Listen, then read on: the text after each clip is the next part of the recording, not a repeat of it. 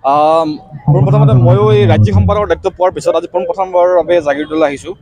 আৰু মৰিগাঁও জিলাৰ এখন অন্যতম এখন শক্তিশালী শাখা এই জাগিৰোড শাখাৰ উদ্যোগত এইবাৰ 3 বছৰ ধৰি তৃতীয় বাৰ্ষিক হিচাপে এই মুকলি বিহু অনুষ্ঠিত কৰিছে।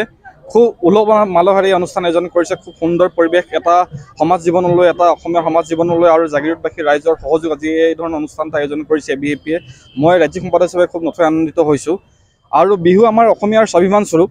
আগতে কৈছোঁ, জাতি জনগোষ্ঠী ধৰ্ম ভাষা নিৰ্বিশেষে আমাৰ যি একতাৰ এনাজৰী আছে আৰু হাতাম পুৰুষে আমাৰ ঐক্যৰ যি বৰ ভেটি আছে, এয়া যাতে কোনো বিনষ্ট কৰিব নোৱাৰে, সৌগৌৰৱে যাতে শক্তিশালী হিচাপে আমাৰ অসমীয়া জাতীয় জীৱনৰ যি এক বৰ ভেটি এয়া যাতে শক্তিশালী ৰূপত প্ৰতিষ্ঠিত হৈ থাকে, তাৰ কাৰণে আমি সকলোৱে অসমীয়াৰ সমাজে অসমৰ প্ৰতিজন দায়বদ্ধ থকা নাগৰিক এই ক্ষেত্ৰত আমি আগভাগ ল'ব লাগিব।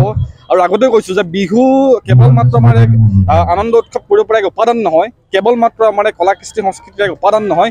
বিহু অসমীয়া জাতীয় জীৱনক একাকাৰ কৰিব পৰা একতাৰ মঞ্চৰ যদি এখন মঞ্চ দিব পাৰে এটা আমাৰ জাতীয় সত্তা, আৰু এই জাতীয় সত্তাটোক আমি কেনেকৈ আমি আগন্তুক দিনত নিখুঁত হিচাপে আমি ৰাখিব পাৰোঁ, তাৰ কাৰণে আমিও এবিভিপি এটা সামাজিক দায়বদ্ধ ছাত্ৰ সংগঠন হিচাপে আমাৰো যথেষ্টখিনি দায়িত্ব আৰু কৰ্তব্য আছে। এই ক্ষেত্ৰত আমিও যিমান দূৰ পাৰি এই স্বাভিমান স্বৰূপ এই বিহুক নিখুঁত হিচাপে বিশ্ব দৰবাৰত প্ৰতিষ্ঠা কৰাৰ কাৰণে আমি এটা ৰাষ্ট্ৰীয় স্তৰৰ এটা অৰাজনৈতিক ছাত্ৰ সংগঠন হিচাপে আমি যিমান দূৰ প্ৰত্যক্ষ পৰোক্ষ হিচাপে কাম কৰি আহিছোঁ। আৰু এই বৰ্ষৰো আমি খুব সমগ্ৰ অসমত আমাৰ খুব উলহ মালহেৰে আমি বিহু কৰ্মশালা অনুষ্ঠিত কৰিছোঁ, তাৰ লগে লগে মুকলি বিহু অনুষ্ঠিত কৰা হৈছে। গতিকে আমি যেতিয়া আমাৰ দায়িত্ব আৰু কৰ্তব্য থাকিব, তেতিয়া আমি সমাজ জীৱনৰ কাৰণে সদায় মাত মাতি যাম।